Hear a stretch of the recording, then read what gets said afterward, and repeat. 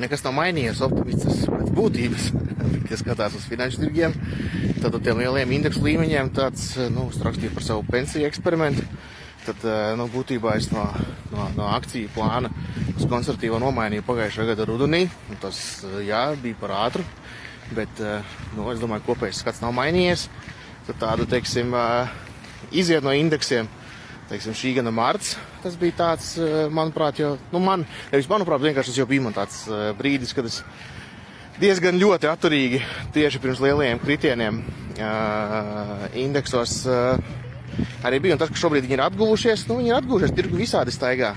Bet es nedomāju, ka šobrīd tirgi ir labākā situācijā nekā viņi bija, piemēram, šī gada sākumā. Šis te viss makro outlooks, ja tā varētu teikt. Līdz ar to lāči un arī ne jau permanenti, ne jau permalācas, bet tikai uz laiciņu, kamēr atkal būs iespēja.